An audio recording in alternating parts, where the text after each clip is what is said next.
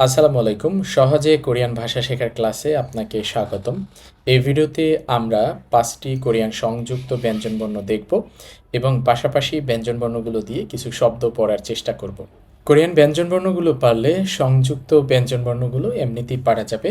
আমি এখানে ব্যঞ্জনবর্ণ গিয়ক লিখলাম, এটার পাশাপাশি আরও একটি গিয়ক লিখলাম।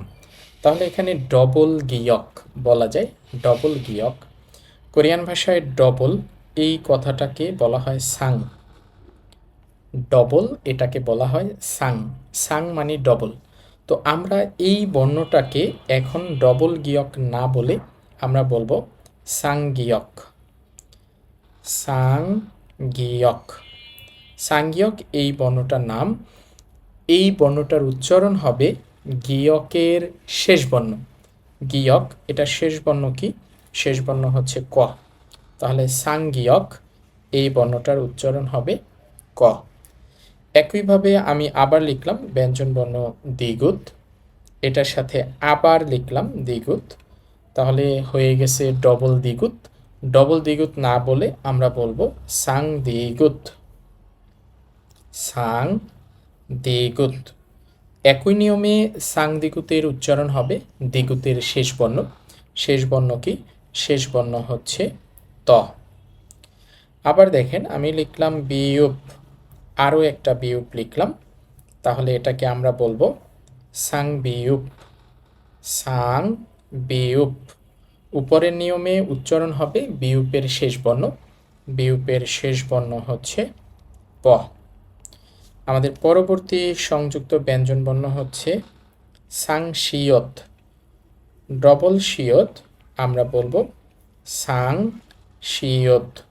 সাংশিয়ত এই বর্ণটার উচ্চারণ ব্যতিক্রম, শেষ বর্ণ হবে না, এই বর্ণটার উচ্চারণ হবে স। আমরা শিয়তের ক্ষেত্রে দেখেছি ব্যঞ্জনবর্ণের ক্ষেত্রে যে আমরা স এটাকে উচ্চারণ করব স এর মতো, লিখব স দিয়ে, বাট উচ্চারণটা হবে অনেকটা স এর মতো। কেমন? আমাদের পরবর্তী বর্ণ হচ্ছে জিউত। আবার লিখলাম জিউত, তাহলে এটাকে আমরা বলবো সাং জিউত। সাং জিউত। সাংজিউত এটার উচ্চারণ হবে চ।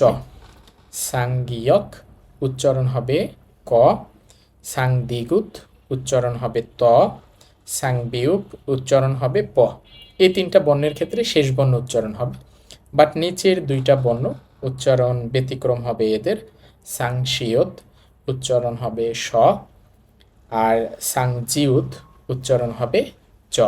যেহেতু 5টা বর্ণেরই একটা করে উচ্চারণ, সুতরাং বর্ণগুলো শব্দের উপরের অংশে থাকুক আর নিচের অংশে থাকুক, যেখানেই থাকুক উচ্চারণ একটাই হবে।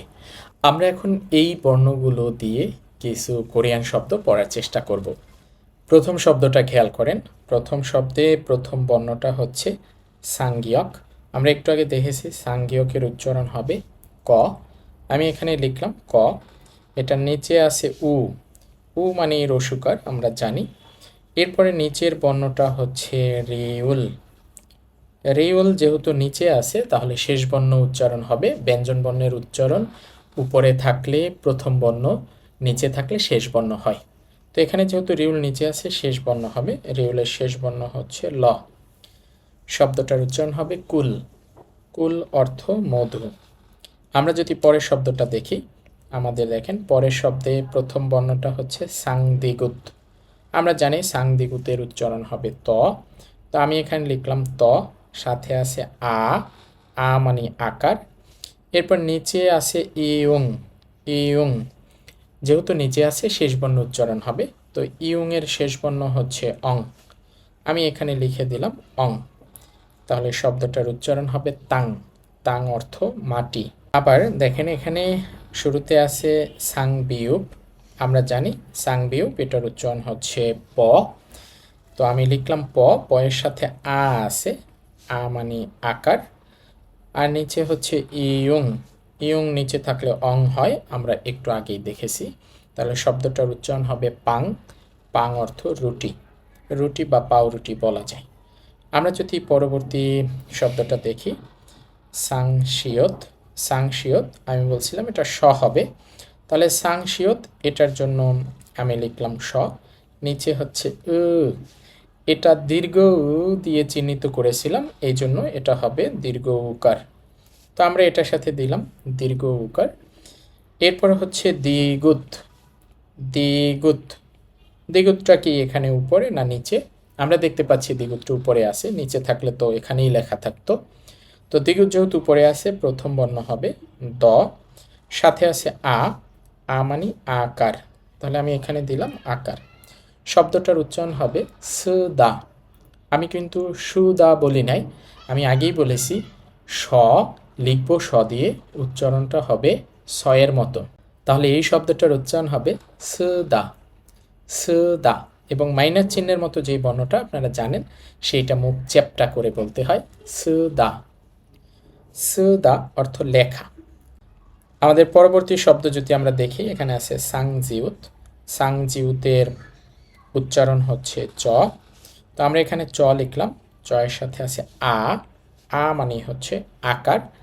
এরপর হচ্ছে দ্বিগুত, যেহেতু উপরে আছে দ হবে, তো দয়ের সাথে দিলাম আ মানে আকার। উচ্চারণ হবে চাঁদা, চাঁদা মানে নোনতা, নোনতা বা লবণাক্ত। আমি আশা করি আপনারা বুঝতে পেরেছেন।